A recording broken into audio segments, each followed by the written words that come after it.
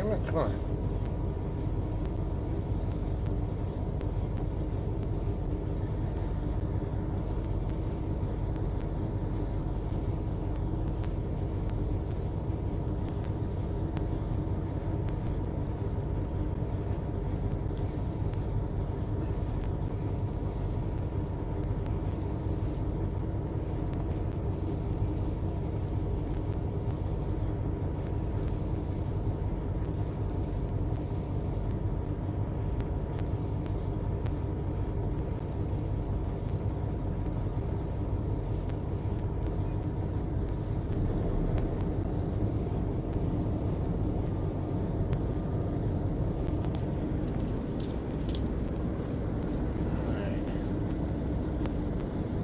Updated now. Back to the stream.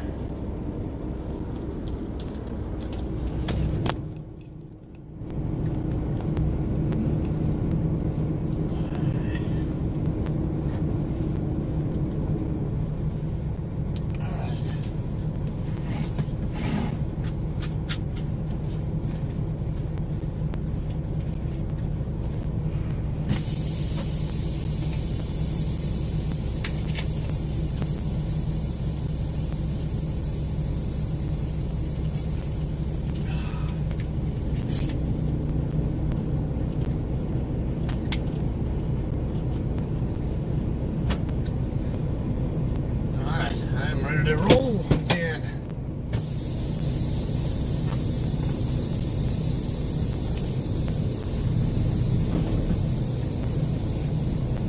It's 63 degrees. It's pretty nice out here.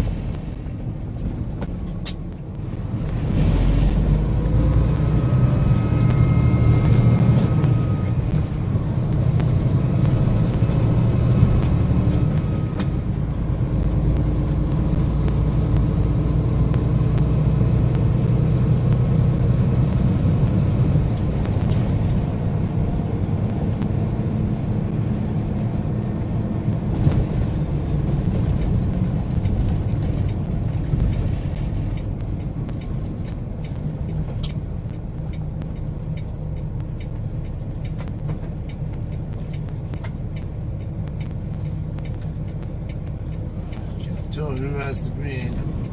All these guys over here.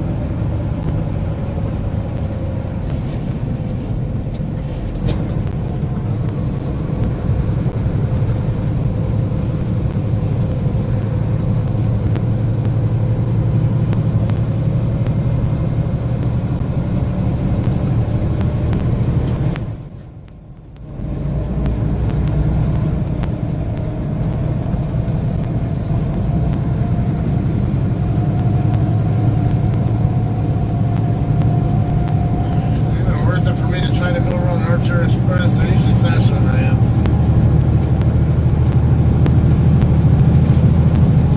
We'll see what he does. He might be a little heavy on the hills though.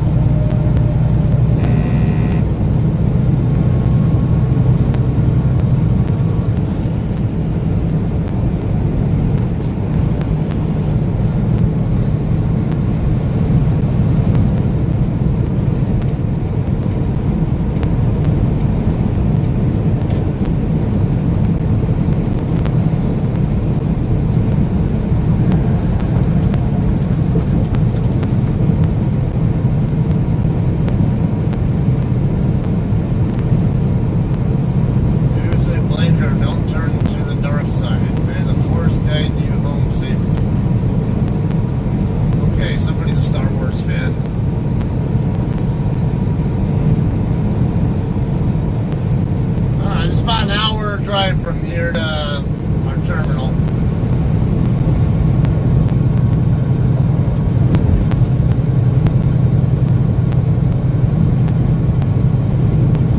Oh, maybe a little more. Oh, yeah, actually, yeah, just a little over an hour. I'm at the 137 now. Exit 211 is the exit that I want. It's Highway 33.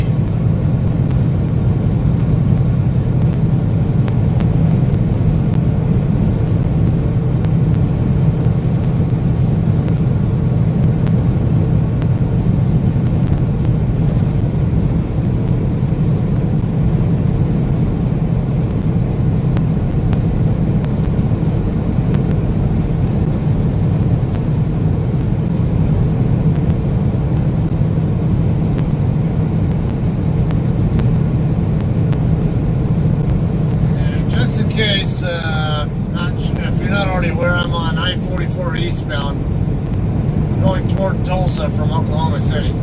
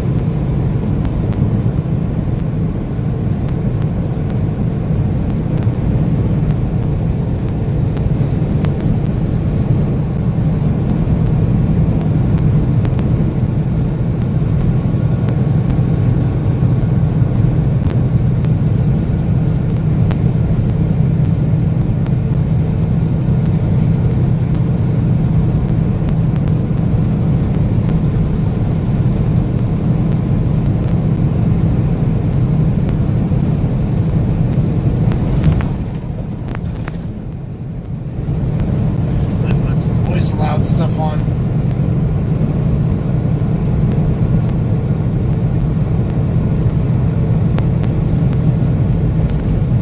A safety driver was aboard the autonomous semi, ready to take the wheel if needed, along with a safety engineer who observed how things were going.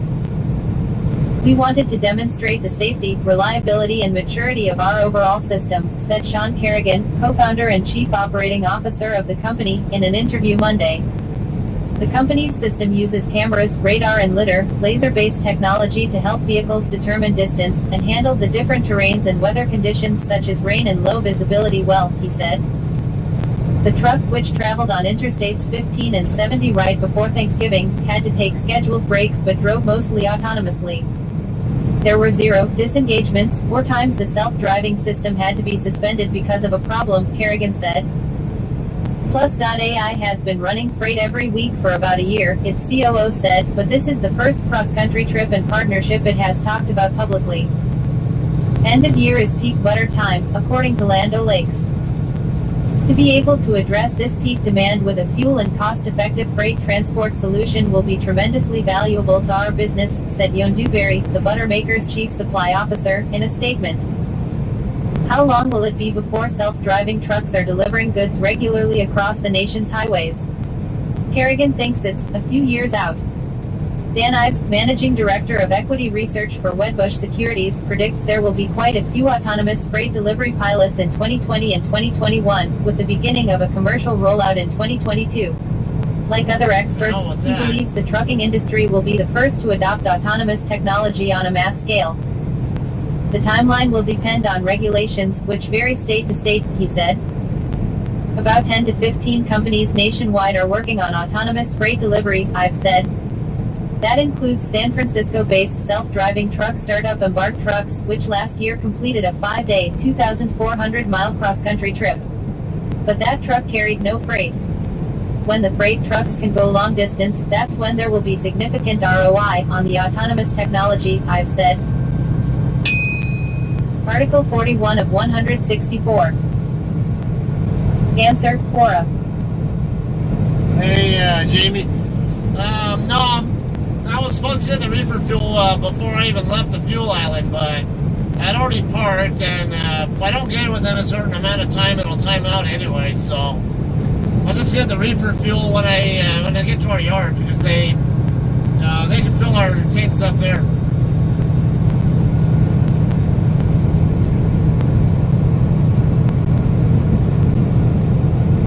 Quora. Open in-app sign in. As a 911 dispatcher, what call made your jaw drop that you still remember until today? Kate O'Malley, former 911 operator. Answer, December 10, 2019. This happened about a year ago. I had just learned while in training with my pod mates what to do if someone who had found a hanging patient was calling in.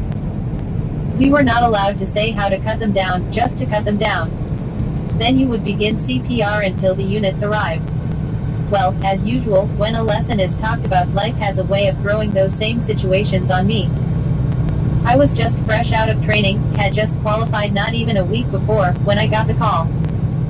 A lady had walked in to see her best friend hanging in his apartment. She called 911, screaming. Oh, that's not good. Because I was on the fire, medical side of the house, if someone is screaming, we send them straight over to PD. Scene safety and all that. But I got her to listen to me, to take a deep breath and tell me what was going on as I was getting her over to PD. I told her to cut him down. I didn't care how, just to do it now. Okay. She cried as she cut him down, and I heard a loud thump when he hit the ground. This woman, who was still sobbing, came back to the phone. We were already on the way, she had already given us location. Even though she was crying, even though she already knew he was dead, together we started CPR. She knew her best friend was gone, but she still did everything in her power in hopes that he would wake up. She had to go outside to wait for the medics and PD to arrive because she knew he was gone, and it broke her heart to see him like this.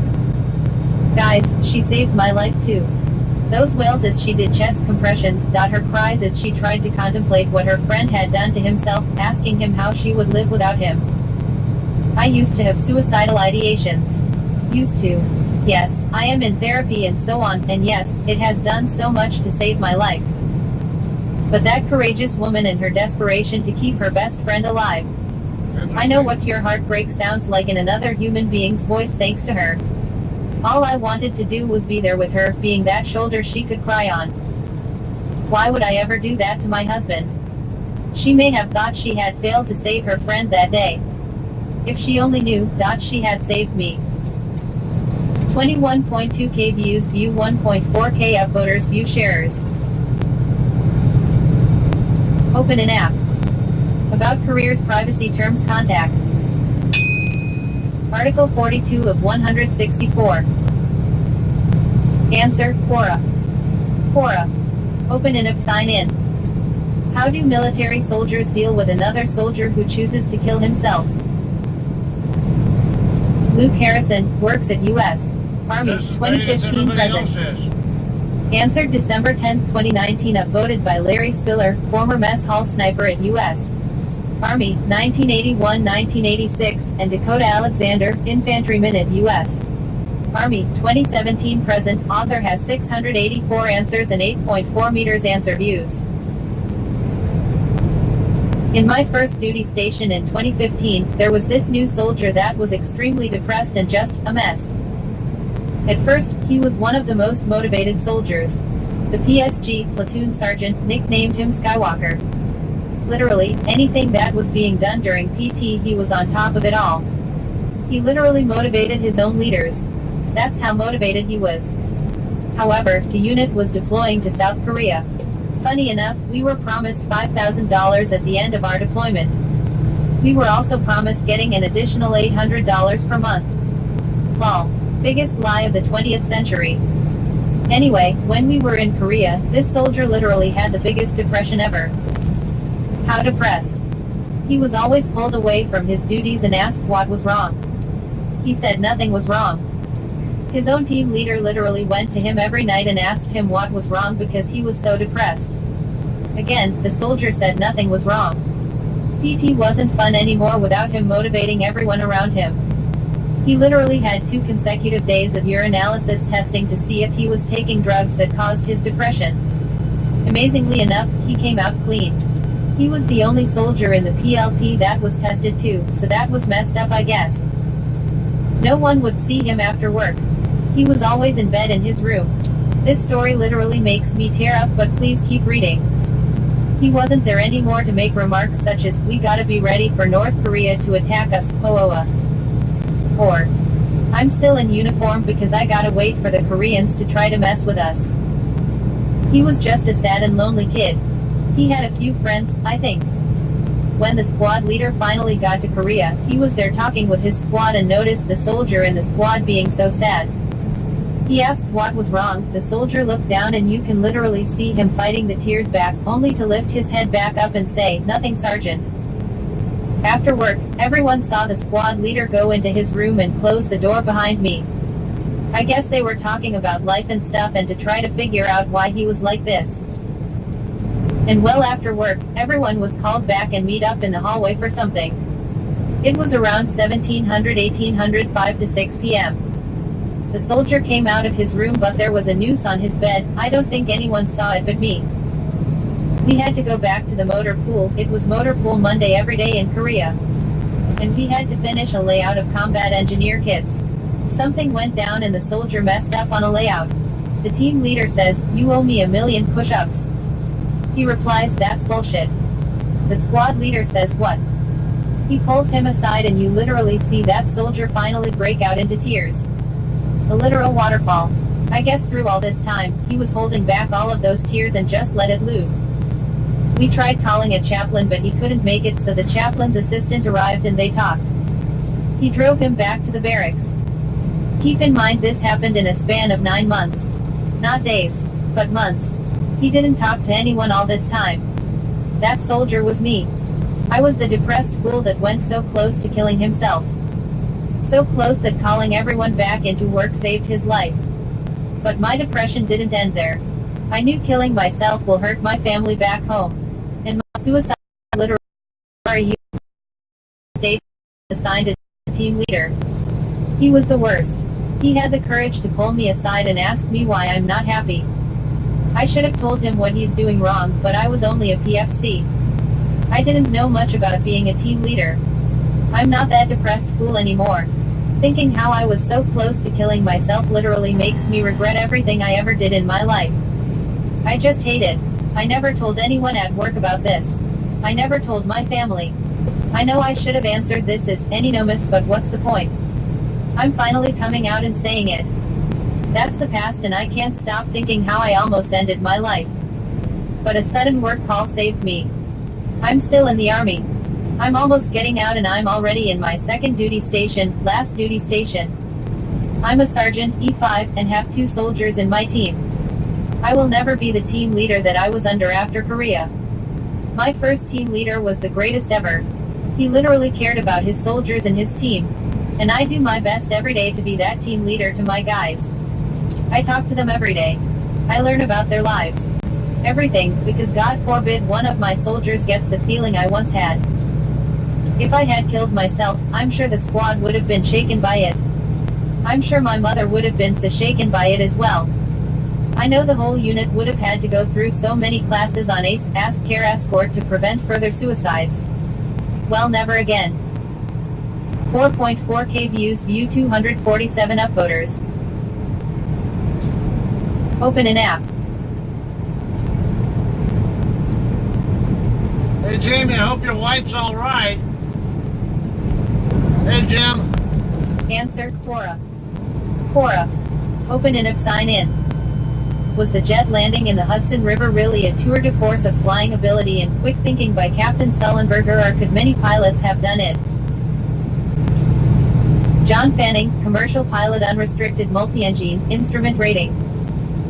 Answered December 9, 2019, upvoted by Damian Leimbach, USAF avionics technician, U-2s, and Dave Blunier, over 3,000 rotary wing flight hours. Helicopter pilot in the I speak as a commercial pilot and former flight instructor, someone who has trained as a clinical psychologist and who has done human factors research sponsored by NASA, and who has done software consultancy for Boeing. I'll address three major areas where Sully demonstrated absolutely textbook attitude, judgment, and skills. Purple Peterbilt When both engines on the Airbus A320 he was commanding were rendered useless and unrestartable by a series of severe bird strikes, Sully coolly, calmly and methodically undertook to get them restarted. That was the first order of business. Now would very many, hopefully, the majority of professional pilots react that way? In all likelihood, yes, but that kind of calm attitude while at the same time maintaining far more than the mere appearance of calm behavior is commendable.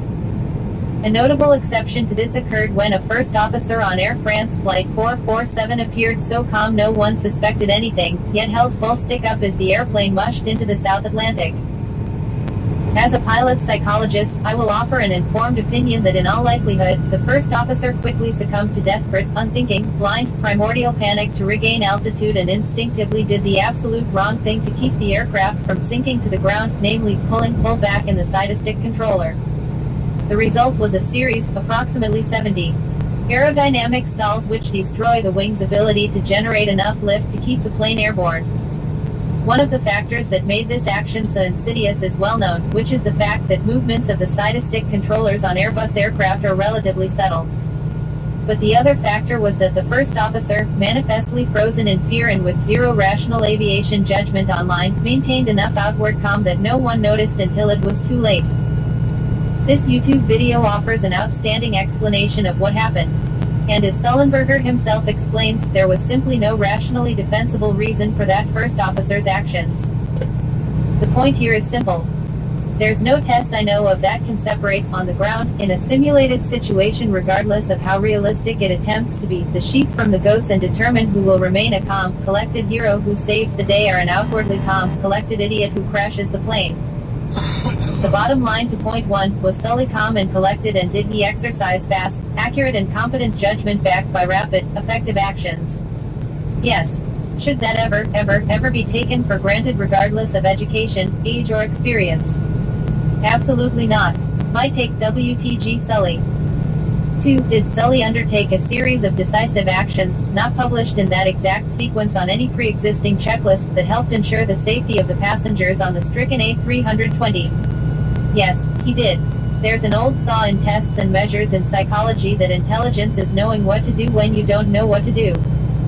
After establishing beyond any doubt that the engines could never be relit, one of the first things Sully did was to start the APU, Auxiliary Power Unit, a small jet engine in the back of the plane that can provide electricity and hydraulics if the engines fail.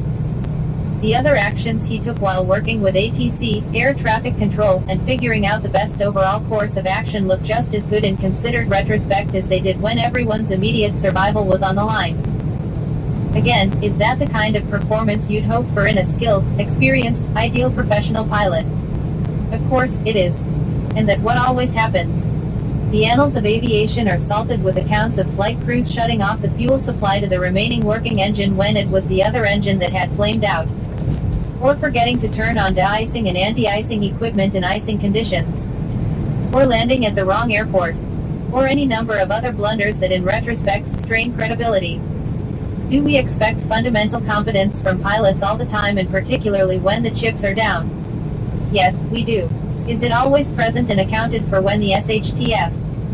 No, it isn't. Again, WTG Sully.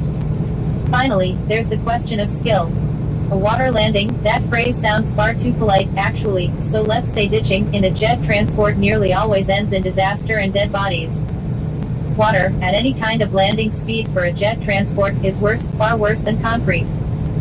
Statistically, more people have survived falls from airplanes without parachutes by landing in trees or snow or sand or even a plowed field than have survived hitting the water at a terminal velocity of approximately 120 miles per hour, which tends to shatter the human body. Water makes a treacherous landing surface not just because of its concrete-like density at higher speeds, particularly for aircraft with engines and pods beneath the wing, but also because the slightest asymmetry and drag caused by one engine touching down sooner or harder than the other will immediately cause that engine to dig into the water and cartwheel the aircraft before it's ripped off of the wing before the wing gets ripped off the fuselage. Yep, that's what happened in another Pilots case. in a flight simulator were able to bring the A320 to a non-crash dead-stick landing at Teterboro under two unrealistic conditions, namely knowing immediately that the engines couldn't be restarted before that was methodically determined and, after 17 attempts where they honed their skills to finally get it right.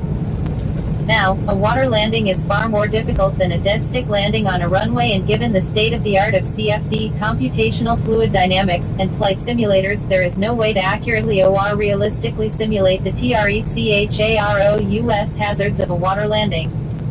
Sorry for screaming that in all caps, but there really aren't words to describe the delicacy of such a maneuver except perhaps virtuosity. Sully brought down an aircraft without power, laden with near full fuel, passengers, baggage, and cargo, on a body of water, and he did so with almost indescribably delicate symmetry and precision, without any major structural damage to the plane. In fact, if some idiot passenger, in a panic, hadn't bullied his way past a flight attendant and opened the rear cabin door allowing water to start pouring, and did I mention that passenger was a panicked idiot and should be screamed at, the airplane would have floated for many hours or perhaps even days, since Sully had taken the measure, before landing, of activating the ditch switch which closed any openings, vents, exhausts, etc. on the aircraft that could let in water. Now, it may sound to some readers that I'm trying to write a hagiography about Sully. I can assure you that I am not. I'm merely writing as someone who's been a pilot in one capacity or another for 49 years, who has seen and experienced a few things in aviation that lead me to never, ever take competence, guts, and skill, and particularly all three simultaneously, for granted. Sully demonstrated all three. So for the final time in this little essay, WTG Sully. 27.5k views, view 1.8k upvoters, view sharers. Open an app. Okay.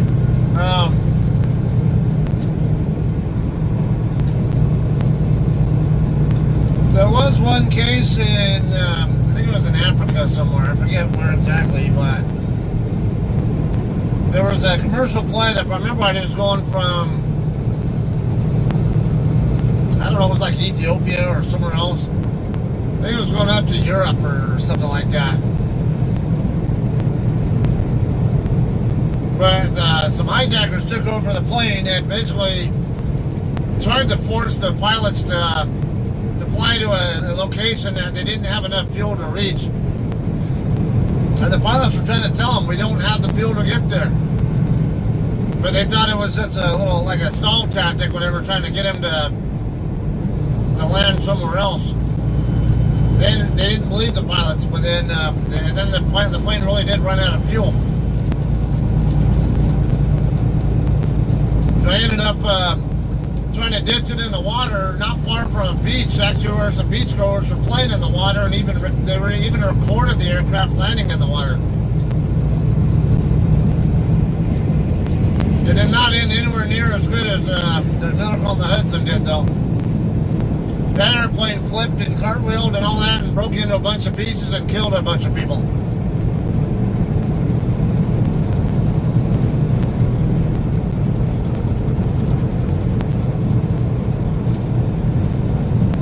Because he's exactly right. If you had if an aircraft with wing-mounted engines,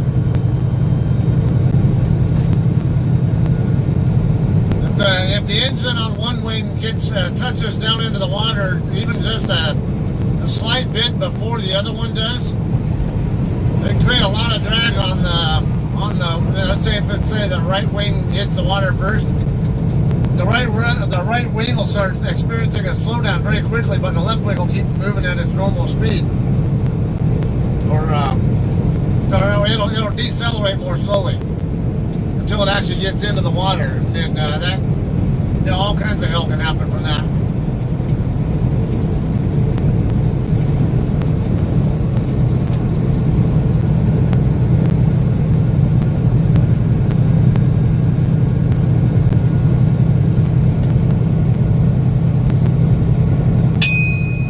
Article 44 of 164. Answer, Quora. Quora. Open and sign in. What's your craziest experience while buying a car? Paul Peck, University Professor, MBA, CPA, and CFO of Shark Tank winner.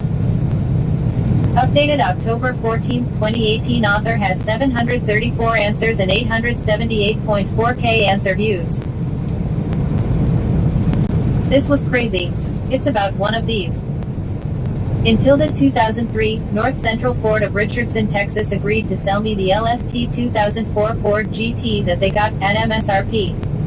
That was going to be $150,000. At first, I had to explain to the sales manager what it was, show him the first picture of it that he'd seen, and a picture of the prototype at Pebble Beach in 2002.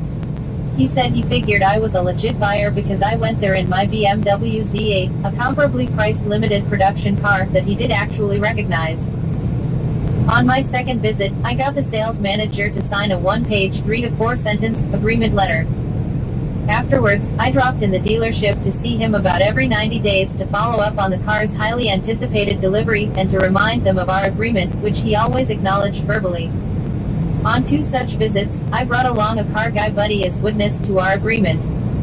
Some of these meetings were simply quick meet and greets in the hallways where the terms of my deal were discussed briefly. In late '04, when I became aware that the first cars were being shipped and in transit, I went by the dealership again, for about the 5th time, but I was told that the former sales manager no longer worked there, so I asked to see the new sales manager, and someone took me upstairs to his office. I made the new sales manager aware of the details of the deal I'd made with the dealership before he worked there, and he said, "Well, that's bullshit. There is no way we're gonna do that. That car is all over the press. We are going to sell that car on eBay Motors for $300,000. I reiterated that we had an agreement in writing signed by his predecessor, and, at his request, showed him a copy. He read it and said, "Well, the agreement says what you said it does, but we ain't going to do that."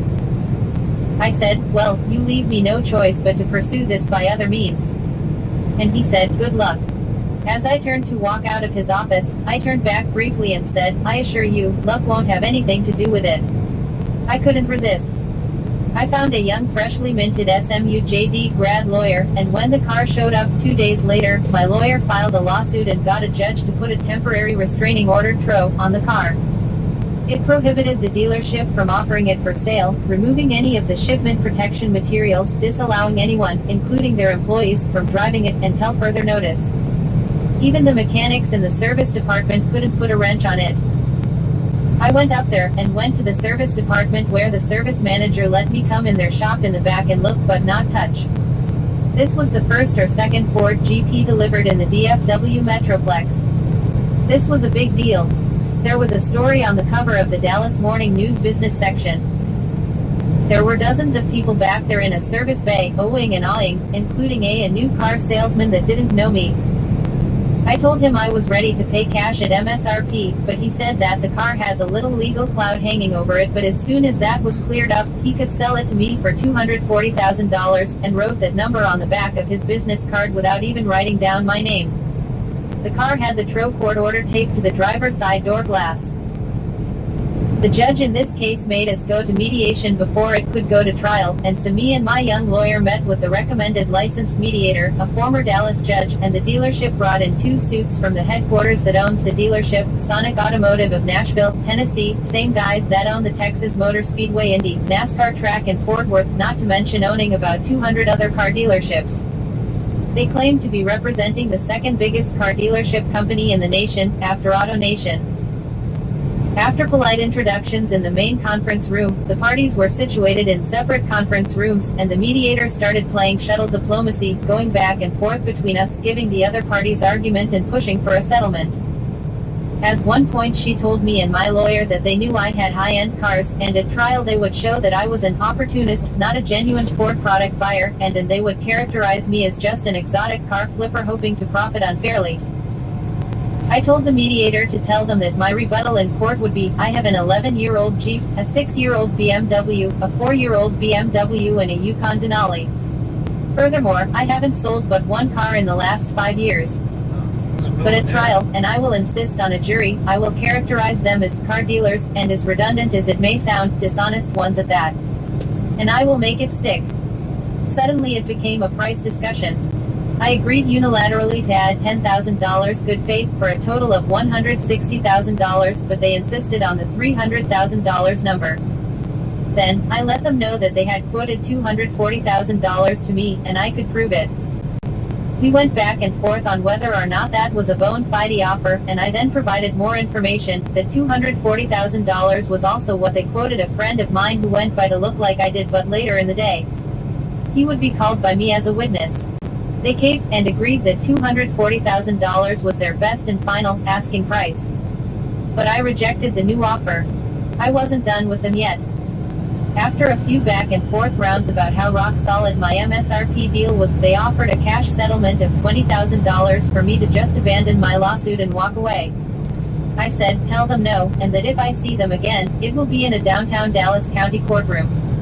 The mediator tried to talk me out of taking such a hard stand, but carried the message to them anyway. She came back in about 10 minutes and asked if we could agree on a cash settlement somewhere in the middle, and I said yes, of course, but it would have to be smack dab in the middle between my best offer of $160,000 and their best asking price of $240,000. In other words, we were $80,000 apart, and if they want to write a check for $40,000, I'll go away and abandon my claims to the car. Otherwise, I'd pursue my rights to buy the car for the $150,000 list price in my one-page agreement. The mediator came back and said we had a deal, and we signed a settlement agreement that they were able to prepare quite quickly. And two hotshot Nashville lawyers went home with their tails between their legs, probably more concerned about catching their flight.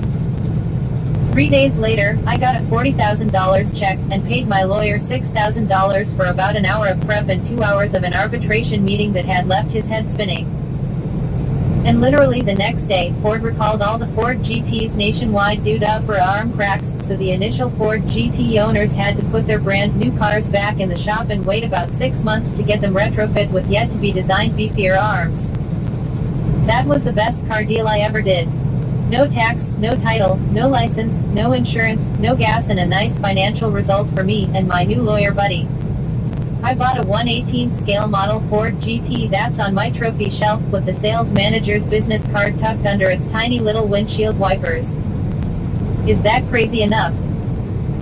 61.2K views, view 3.1K upvoters, view sharers, answer requested by Kelly.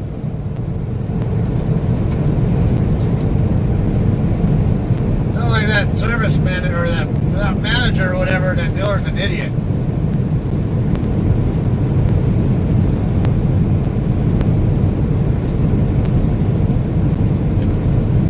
What's up, Matt? Do you have a reload after that yet?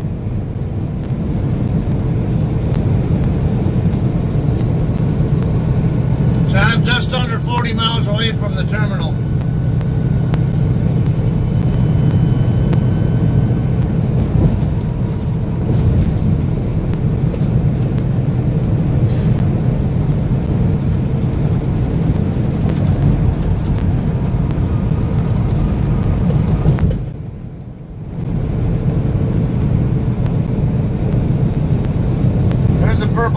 Tractor there for you, Lisa. But he's pulling a Swift trailer.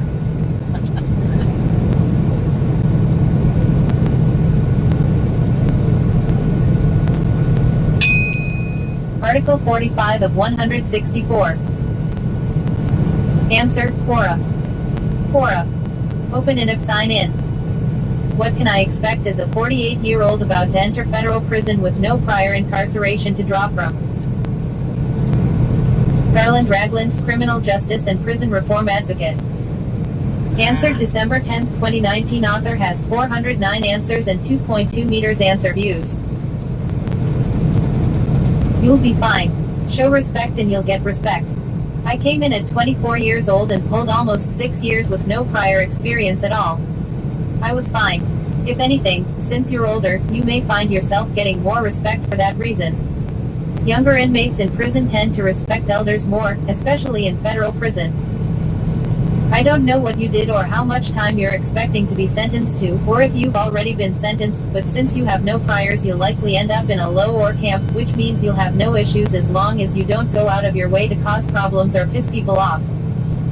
I'd suggest learning the rules of the prison before you go if you've already been designated. Federal prisons are pretty uniform in their rules, but there are differences. Mainly, you want to get ready to have money on your books as soon as you get there. In the feds, you can send money to an address in Iowa in the form of a money order, or the better option is having someone do a wire transfer via Western Union or MoneyGram to your inmate account. That'll arrive in under 2 hours. You'll want money for commissary, phone, etc. To get you started. Here's some basic rules of prison. Respect. Show respect at all times. Say thank you. Say, excuse me. If you need to use the phone, microwave, etc. Ask if someone else is using it first. If you need to get in line to do those things, ask to figure out who is last so you can get behind them. Don't owe money. Don't gamble. If I was to make a top 3 list of where most of the fights broke out in prison, the card table would be on that list. Also, this can lead to breaking rule number 2. Mind your business. Stay out of other people's business. See something going down, look the other way. Don't talk too much. This is related to number 4. Going around talking too much and interjecting yourself into conversations you don't need to be part of leads to problems. Don't talk to COs too much. Being too friendly with COs is a bad idea. Other inmates might think you're a prison snitch. Stay away from gangs. If you can your bid without having to affiliate, that's the way to do it. Don't accept gifts. Most of the time, they're not gifts. Once you're there a while, you'll learn who's cool and who's not. Generally, it's okay to accept gifts from your cellie and homeboys, people from your area. Respect your cellie. This goes back to number 1, but it has special considerations. Odds are, you're going to be in a cell with at least one other person. Single cells are rare. Your cellie is someone you should be able to trust completely. They're also the person that's most likely to have your back. Therefore, show them respect. Clean up your mess, help keep the cell clean, give them their privacy and their own time in the cell, don't be too loud especially when they're sleeping, don't invite a bunch of people in the cell, help them out if they need it, always break bread, when you cook a meal, offer them some, always make sure to include them in the car, when you're doing something, i.e. if you get together with people to cook a meal, as if they want to get in, and if you have a toilet in your cell, leave the room when they need to use it. Stand up for yourself. Don't let anyone make you their *TCH. Never steal. This one should be obvious. Never snitch. Another obvious one. This means not just snitching to the staff but snitching to another inmate. Always be aware of your surroundings. Figure out who you can trust the most and who you can trust the least. Be careful of the company you keep. Don't get involved in a prison relationship, aka stay away from punks. Don't be loud, obnoxious or a general a hole. Don't whine about how bad things are for you or how much time you have. Someone always has it worse, and even if they don't, they think they do. Don't go around talking too much about who you were on the outside, what you did or your charge. It's just a bad idea, and also it can give other inmates the wrong idea that you think you're better than them if you go about it a certain way. Always keep your word.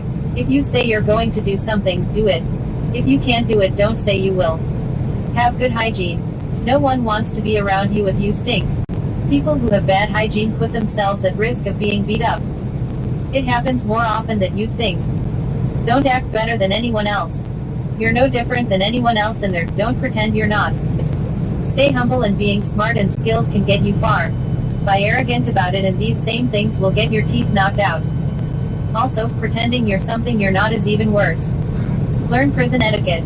There's little things in prison that are part of basic etiquette you will learn that aren't part of the outside world. This includes everything from the proper way to fart to not invading people's personal space to how to make sure you don't break in line for something to sanitation. There's etiquette for the weight pile.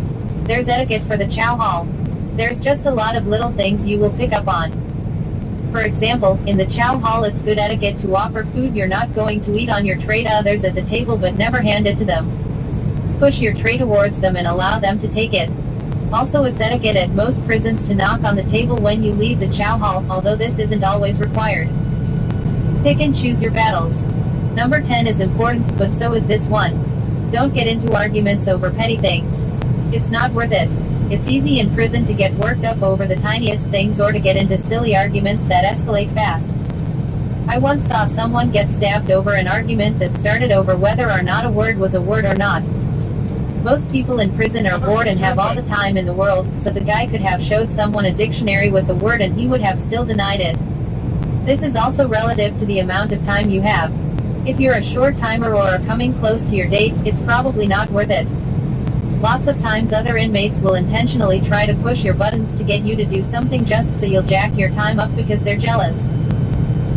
These are the most important rules for staying out of trouble and staying safe in prison. Really, respect and minding your own business are half the battle. Do these things and after a while you'll have things all figured out. You'll be established and, if you follow these rules, most people will like you and there won't be any issues. If there's a greater likelihood it'll cool down before it escalates or that other inmates will intervene to keep the peace because they like you. 1K views. View 7 upvoters. Answer requested by Muhammad Alinia. Open an app. About careers, privacy terms, contact. By continuing, I agree that I am at least 13 years old and have read and agree to Quora's terms of service and privacy policy. Continue with Google. Continue with Facebook. Login. Sign up with email. Article 46 of 164.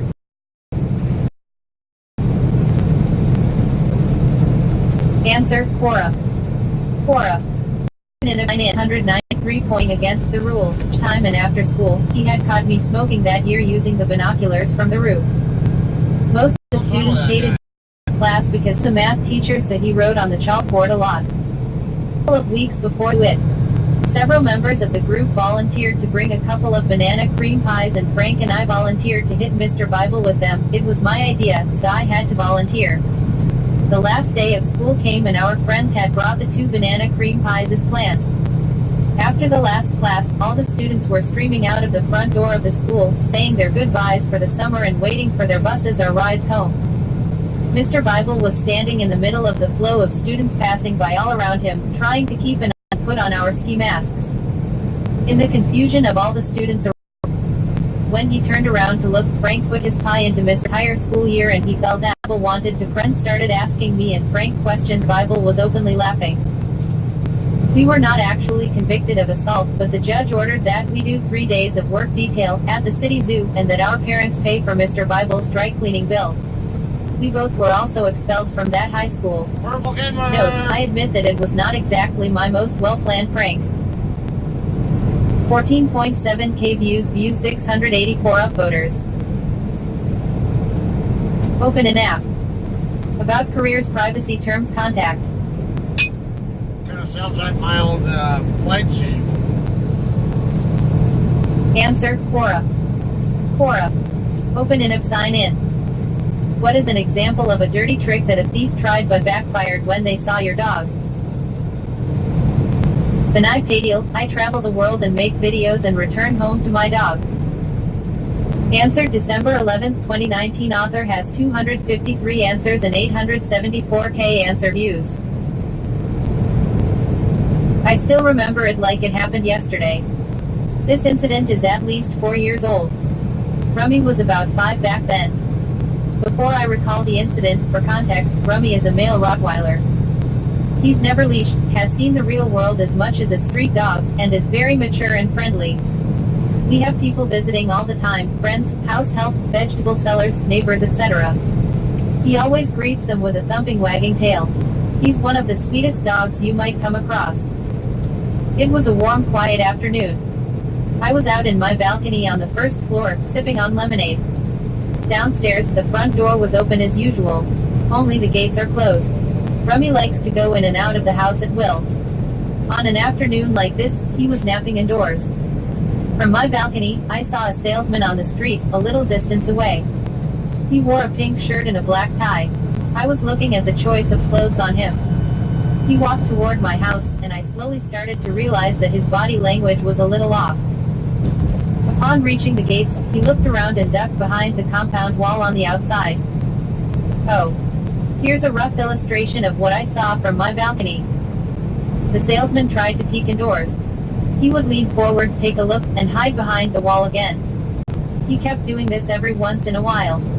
Obviously, he was not an actual salesman. He had other intentions. My mind was on alert.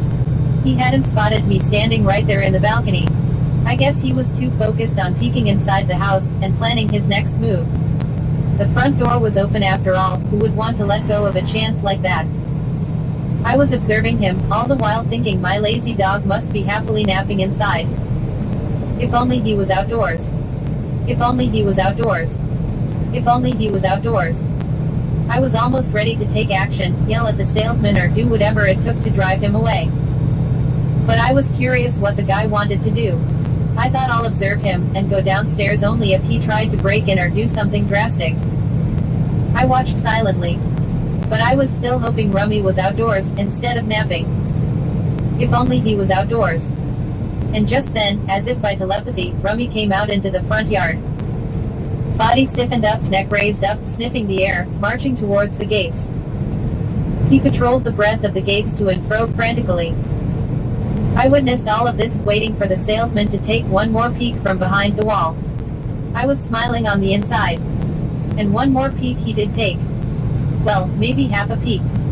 This big black dog exploded on him through the gates. Woof. W-O-O-O-O-F-F, W-O-O-O-O-F-F-F. W-R-R-R-O-O-F-F-F-F. R-R-R-R-W-W-W-W-O-O-O-F-F-F-F-W-O-O-F-F-F-W-O-O-F-F-F. The salesman ran for his life. He was lucky the gates were closed and Rummy couldn't go after him.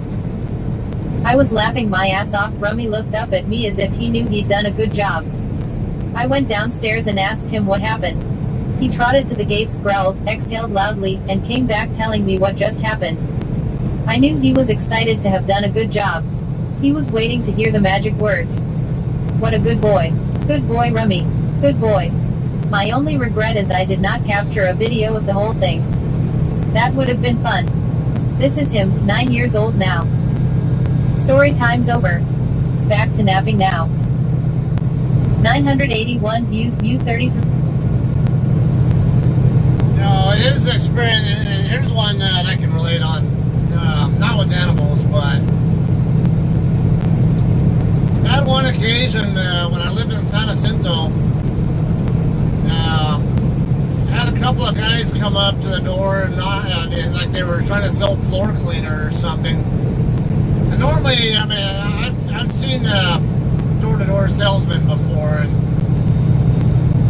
usually it's always just one of them. It's usually never two. So the fact there were two of them together had me questioning it, and not to mention I just didn't have an interest in what they were trying to offer anyway. So, and my son, yeah, he's still kind of young. You know, he made the mistake of opening the security door, but I quickly got him back and told him, I told the guys that we're not interested. I was very firm in it, and are you sure you don't want to at least see what we have to offer? I was like, no, I'm sorry, man, I'm not interested. Then I closed the door, locked it and all that, and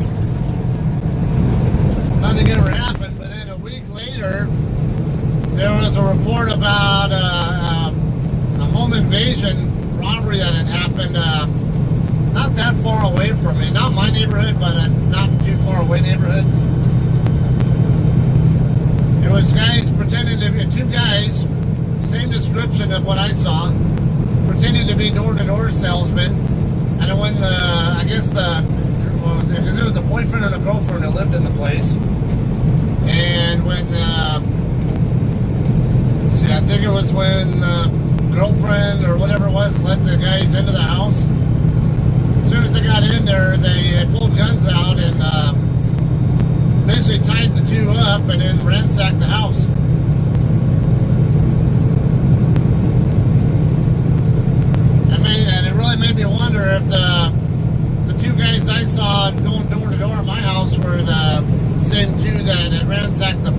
their place.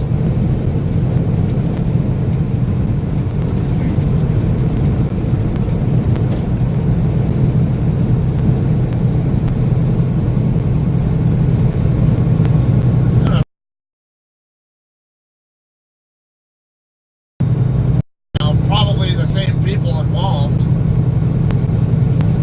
Just imagine what could have happened if they came in, if I'd let them into my house. Yeah, it could have been bad.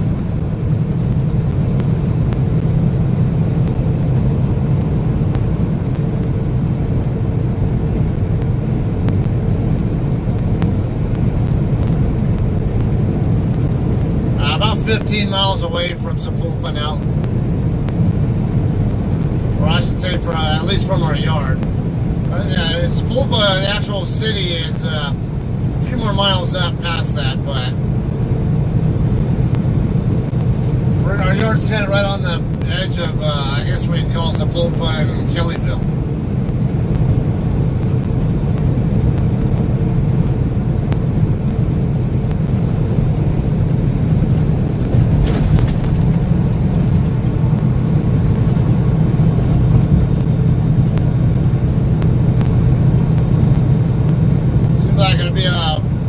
Because I'm usually only there at a yard maybe once a quarter or so, if even that. I think our team trucks are there more frequently, if I'm not mistaken, but I don't know for sure. Because it's not unusual for them to run loads to the yard and then drop them, and then someone else will make a solo delivery from the yard.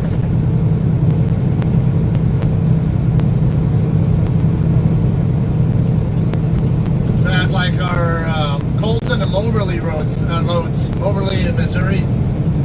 They used to be solo speed routes, but I guess Walmart wanted them to get to Moberly more quickly, so they decided to make them team speed loads now. So now they have a normal routine where a team truck will pick it up in Colton, bring it over here to our yard, drop it, and then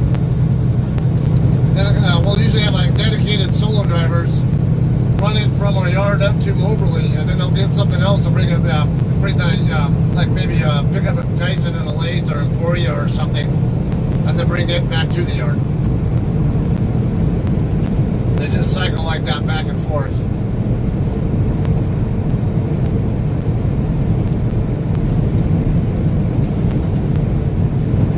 Our team trucks also run across I-10 from California to Florida. Really common. Cali to Florida, and then Florida back to Cali. But a lot of times they also get in positions where they end up having to swap out with other drivers to rescue overdue loads. Whether the overdue issues are because of shipper delays or from drivers causing them themselves or maintenance or weather, who knows. I don't know how common those kind of rescue issues are caused by what factor.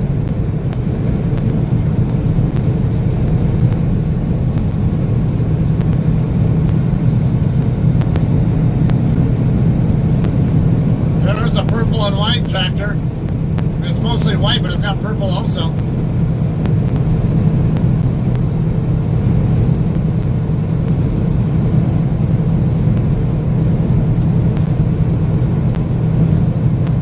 The 200-mile marker, 11 miles out.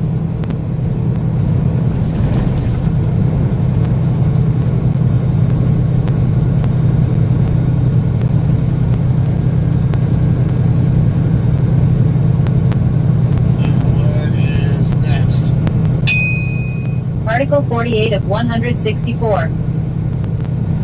Answer, Quora. Quora. Open in sign in. As a police officer in the USA, have you experienced fear from people of color because of today's political climate? NC.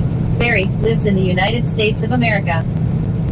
Answered December 11, 2019. Author has 231 answers and 328.3K answer views.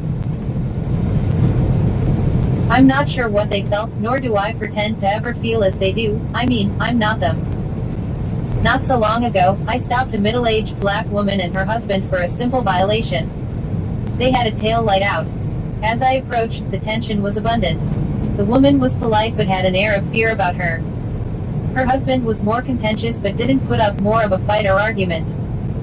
I told her, if you want to step out, I'll show you why I stopped you, which is my goat on equipment stops, 99% are just that, you got a light out, no biggie.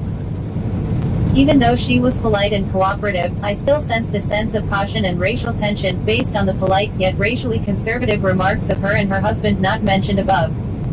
I couldn't help but feel a sense of responsibility to show them that this stop was lawful and minor. After I showed her the light out, she believed me. I never yelled. I never did anything except show her why I stopped her. She could have blown up on me. It's happened before.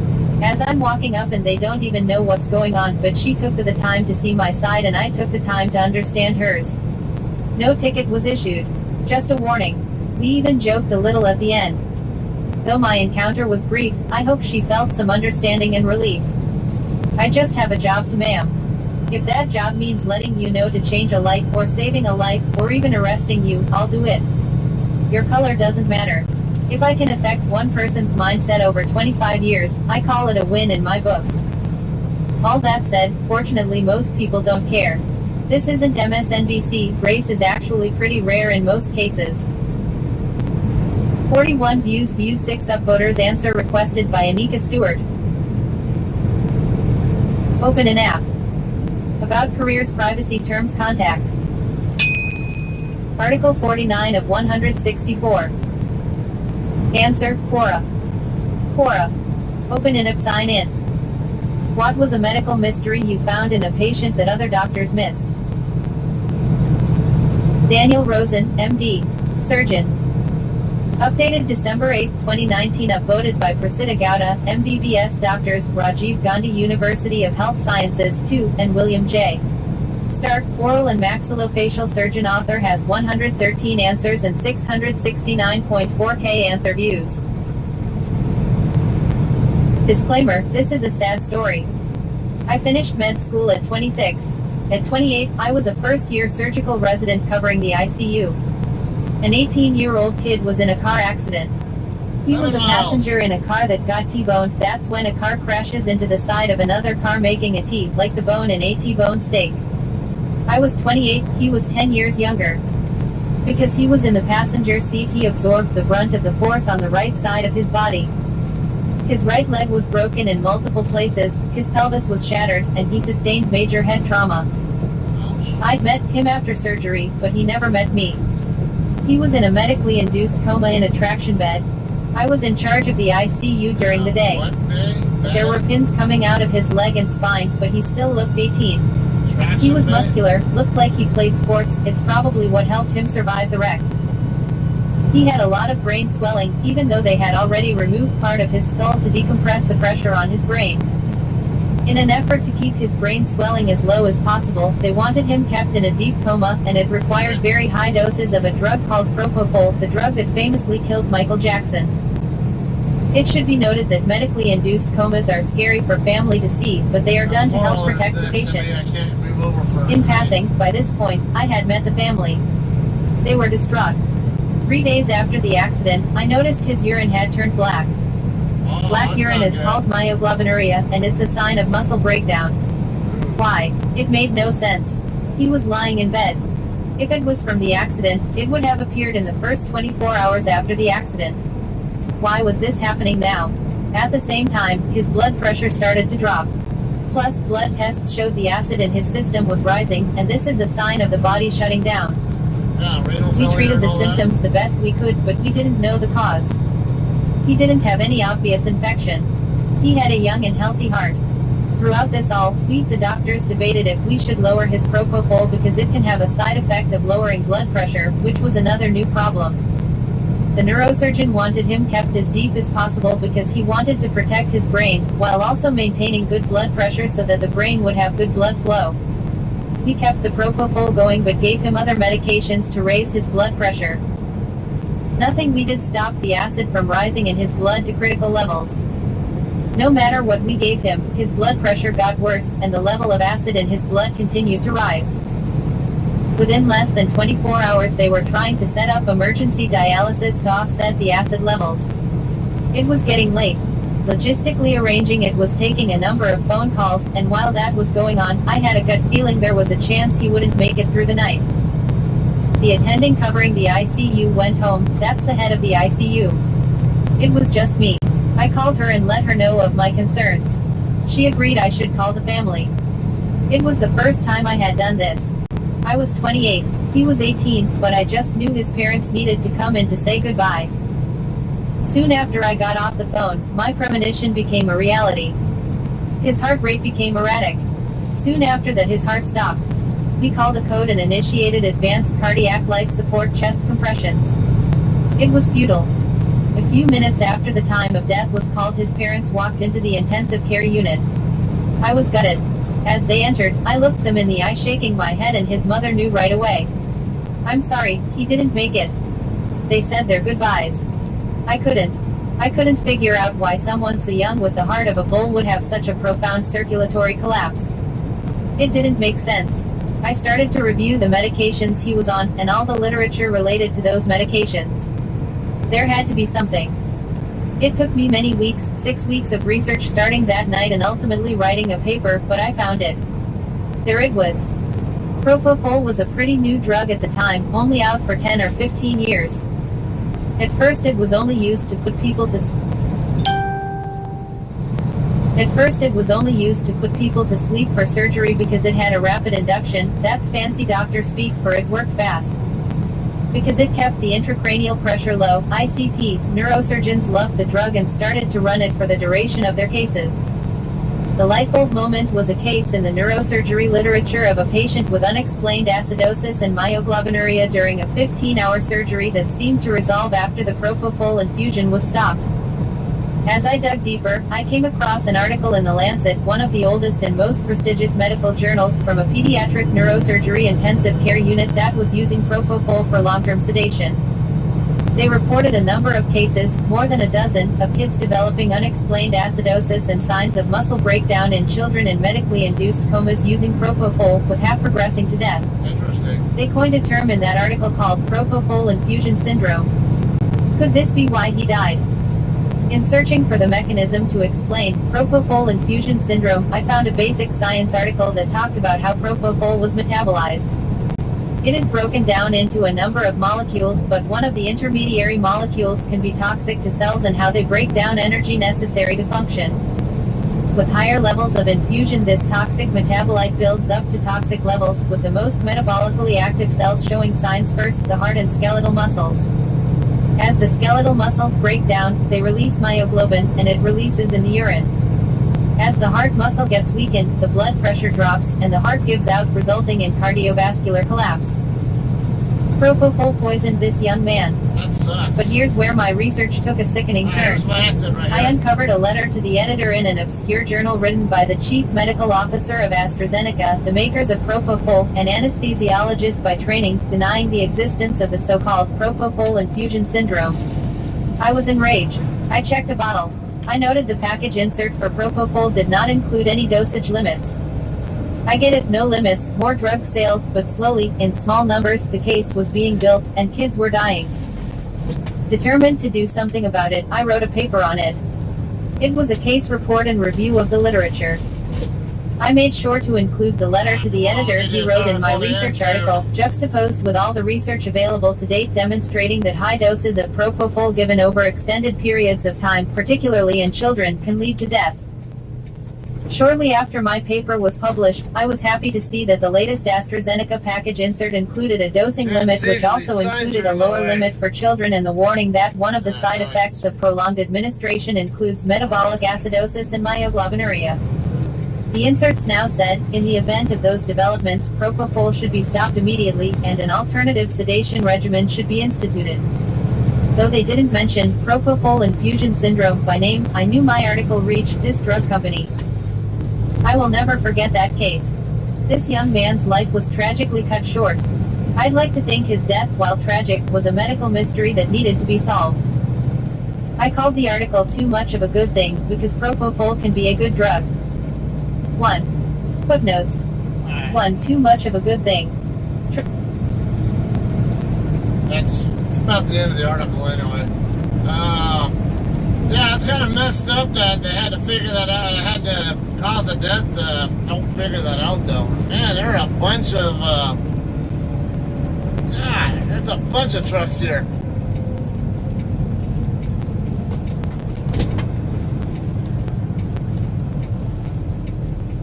Where the bobtail lot is, the driver bobtail lot is full, the new hire lot is full.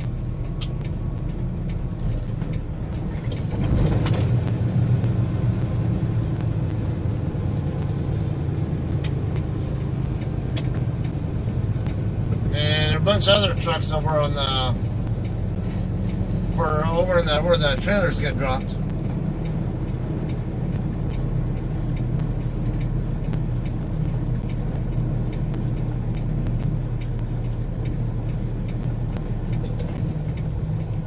I'm gonna get you guys questions there, or I know Icon 2020 you asked a question there. I'm gonna get to it when I get a chance. So I gotta see if they got permits or anything here, because it's about that time for permits to be available. If I get this Qualcomm to let me go off duty, alright, I'll be back.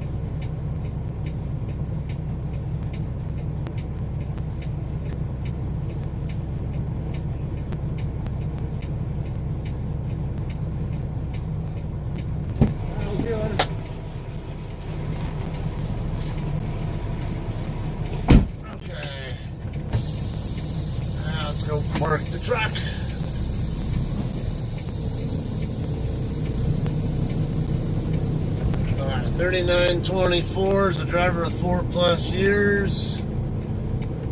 3543 has 5 years.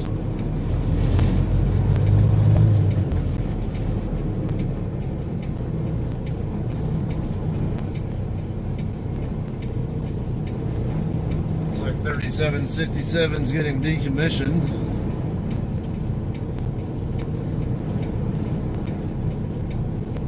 3590 getting decommed. 3383 looks like it's decommed.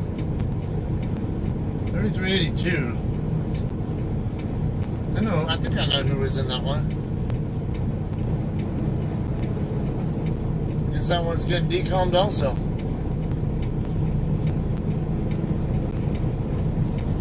I'm gonna park over here by the. Okay, this building right here in front of me is the. You know what? Well, yeah, I'm gonna have to go get a wash ticket anyway. I can't go to the wash rack without one.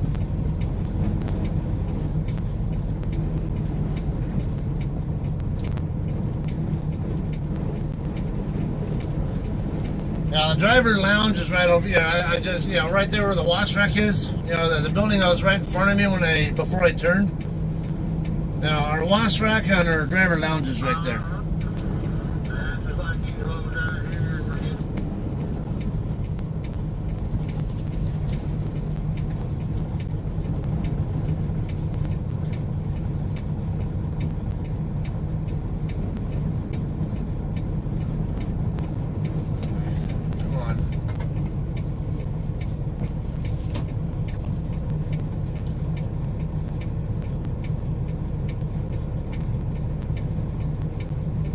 Kind of getting in the way of where I need the button hook.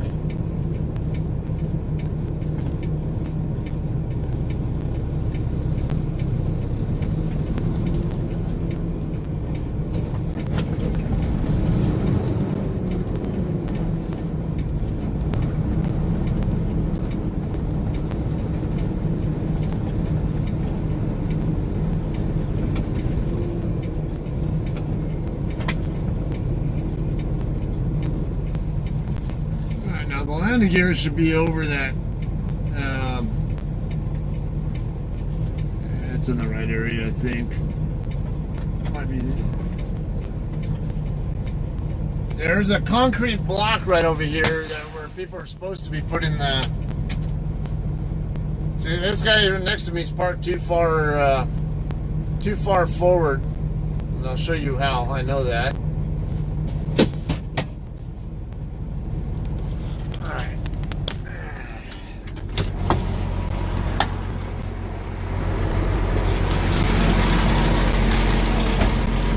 Okay. So we got this concrete pad right here. Landing gear is actually supposed to be on it, and even I'm parked a little bit further forward than I'm supposed to. This guy's parked quite a few feet too far forward. So if you come to JCT and you park over here, make sure you park with your landing gear right there.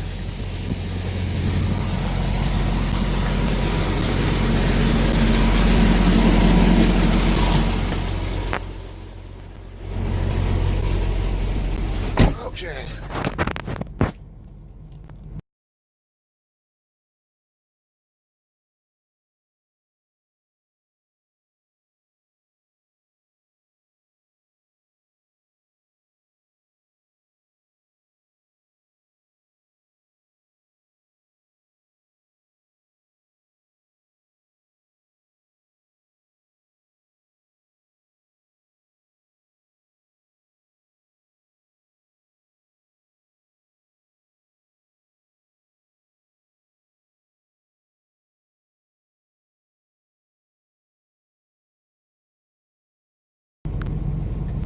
Alright, thanks. I don't know why it was no sound. I never told it to mute, so I don't know what the hell happened there. But anyway, I'm addressing Icon 2020's question about how dry and reefer freight is. I don't know how dry freight is because I don't do any kind of dry freight, and I don't really talk to too many people about how that market is doing.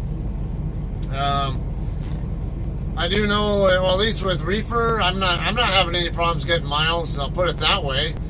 Now our freight it can be a little cyclical at times with as certain things go in and out of season with the produce. Now we do a lot of chicken, beef, and pork loads, particularly chicken loads. People want their chicken year round, and chickens grow year round, so there's never really a shortage of that. And let's see, produce though, it's variable. Like the load I had just delivered was a mixed produce load, so so a bunch of these different types of produce get sent over to the Walmart DC in Colton, and then they sort them all out to what DCs from around the rest of the country need what kind of produce, and they get we just send it all, ship it all out from there, haul it all out, whatever. So we're not so prone to having any problems like that here with reefer freight, at least. Now, depending on weather, I think that could be there can be contributors to that. Like maybe there's not as much produce available because of weather in certain areas that grow certain types of produce, whatever. So that's one thing to consider for reefer freight. Economic though periods, we're more resistant to periods of economic weakness because everybody needs their food. The bigger difference we'll notice, we might notice, would be whether it's prepared food or like raw stuff or just basic stuff. Like, I might get like marinated food or marinated chicken or something, or boxed foods or whatever. And if the economy starts turning bad, then I might shift a little bit more from from like those prepared things to just like basic.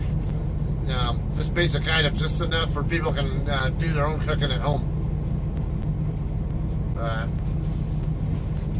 Let's see what else we got here. Apparently my nail doesn't work too well with swiping. Okay, James Ewing, I think he's empty. Yes, I am empty. I delivered in Pauls Valley, Oklahoma this morning. The earlier stream that I did today started out right there at the dock door at Pauls Valley and went up to Edmond, and then of course this stream went after I showered and came up here.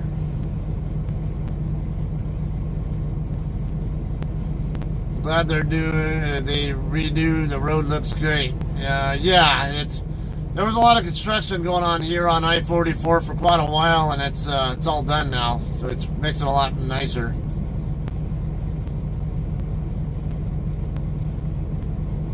Trucks, right. And it's reverse ventriloquism. Yeah, let's maybe go around the lot and show you just how many trucks we have here. It's obscene. Switch this over. Okay, we got a bunch of trucks here. What, 4 or 5? Looks like 9 of them right there.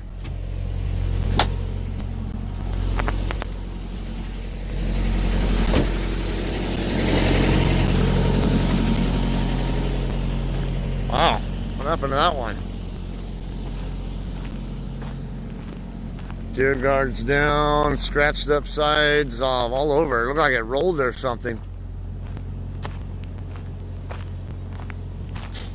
No mirror on it. Windshield shattered. What's with the hanger?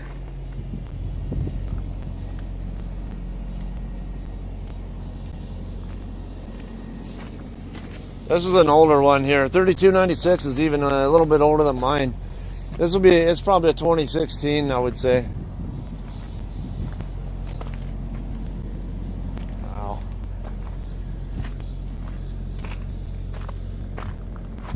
This trailer looked like it got rear-ended. Let's see if there's anything else going on up front on any of these trailers. Man, there's another row of tractors in front of those too. So I mean, you got over a dozen tractors right there. mean, this doesn't even include all the ones that we have out on the system too. I mean, a whole ton of more tractors there in various stages of either decom or might be prepped for being used. Wow, 7378. I wonder if I ever use this one. What the hell happened here?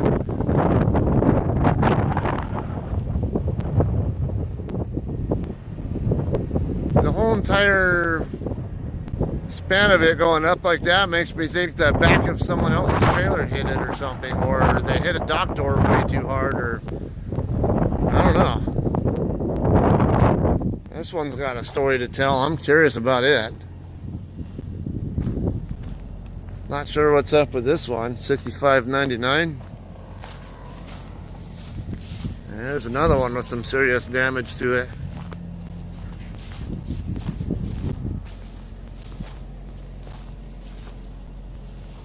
Wow. Yeah, this looks like something hit it pretty good. Maybe somebody rear-ended it or something. I don't know. It's pretty bad. I'm actually thinking about this. Because with the way the ICC bar is, when it bows in like that, it looked like somebody probably rear-ended them and hit them right there. Never realized they can do that much damage to the inside of the trailer or the structure of the trailer just from hitting the ICC bar too. Wow. Because I've seen accidents where that ICC bar actually bends and the car still goes underneath it.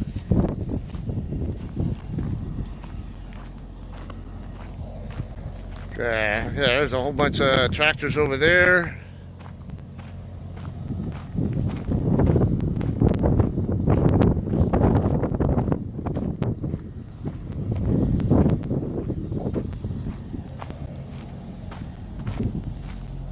Now, when we get empty trailers from here, we're supposed to get with our dispatch, actually with the planner for this area, and have them assign us a trailer. We're not supposed to actually just grab whatever trailer we want if we need one. 2854. Okay, these are all on decom here. What the hell's on the front of 3425?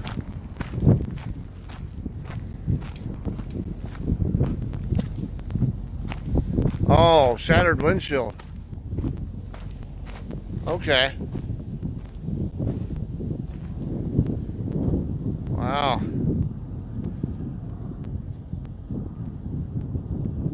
What the hell happened there? Yeah.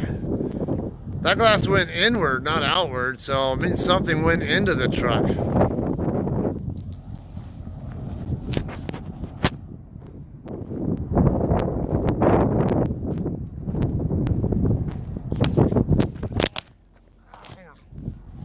Oops, that's not supposed to happen.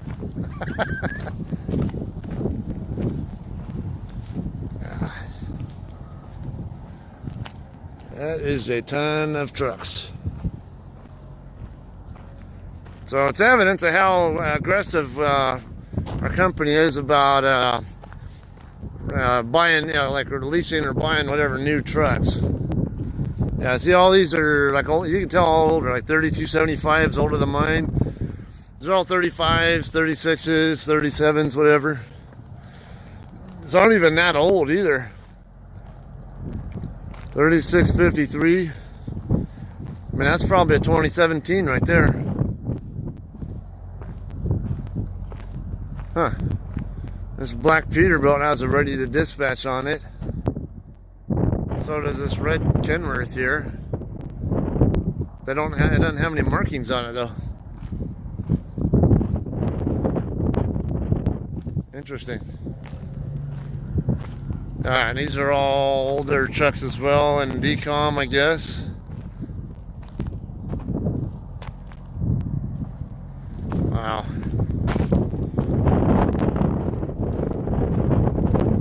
A lot going on here.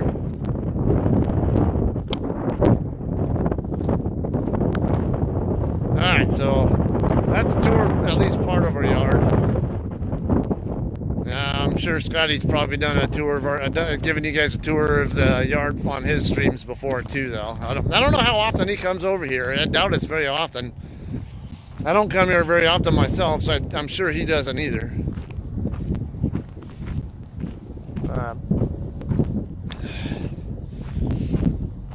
Yeah, interesting the stories that can be told with some of this equipment, though, like that 7378 or what's that other that other trailer I was looking at. And then see how many other get out of here. I don't need the type shit. Alright, quite a few trucks parked right here over by the driver's lounge. The trucks that are facing sideways over there, that's where the new driver lot is, or post lease, whatever. And then the ones that facing toward us and away from us further down, that's where we park when that's where we're normally parked when we're bobtail. There's my truck and trailer here.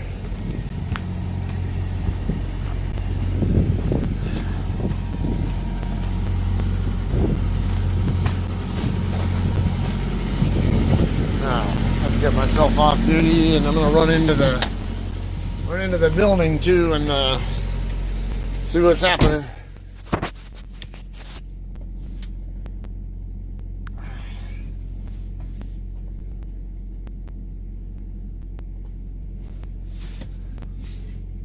All right, so what else we got here?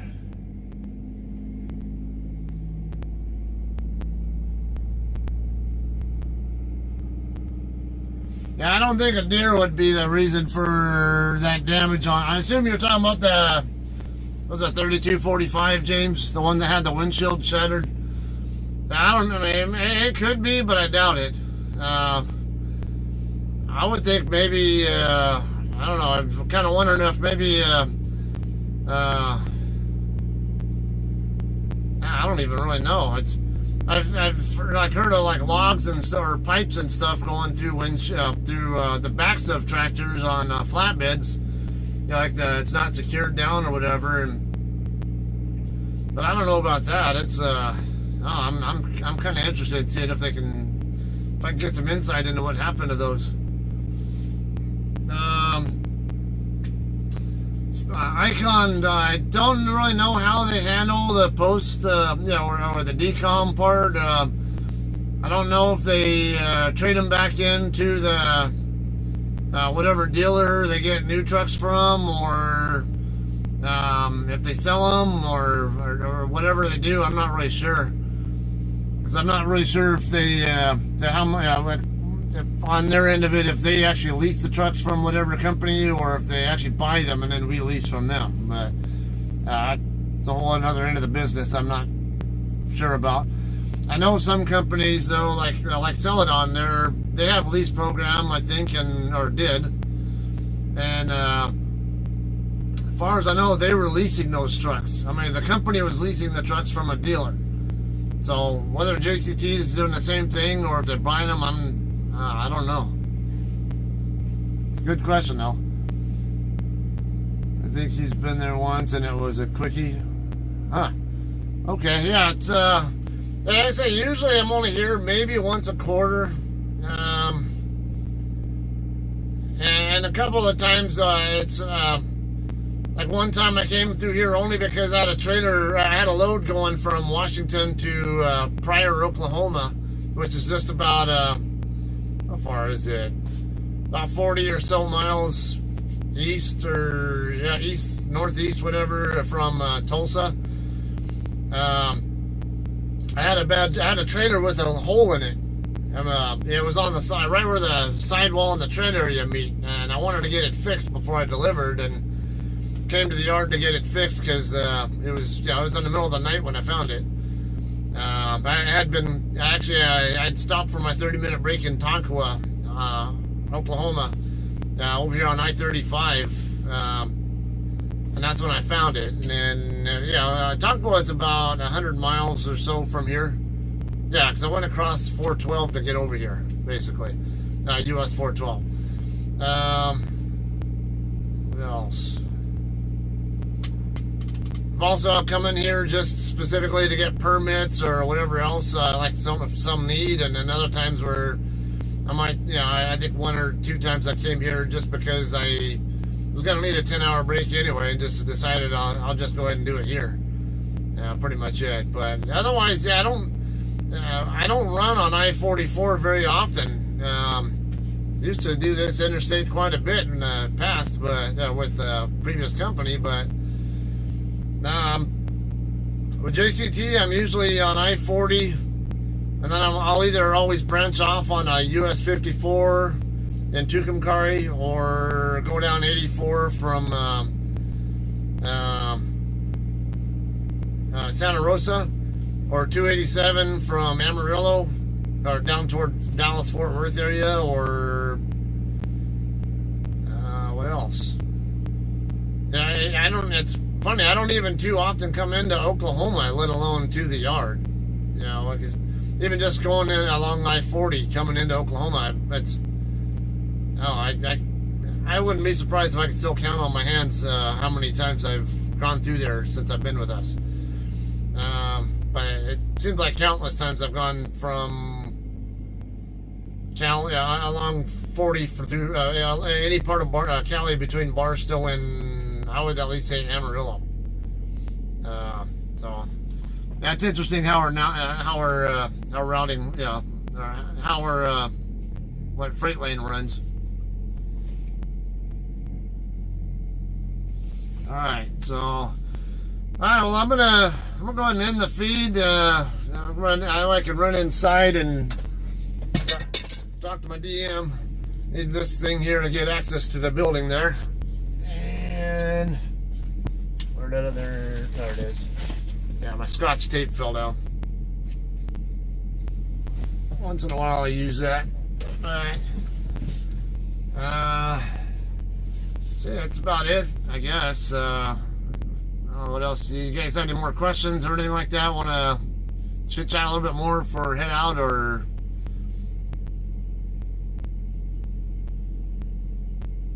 Got a pretty good number of people on here right now too. 11 people.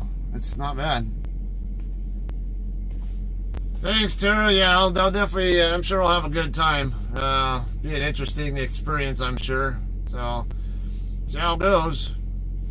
Yeah, I'm sure sooner or later there'll be some pictures flying around Facebook or wherever else before long. Who knows?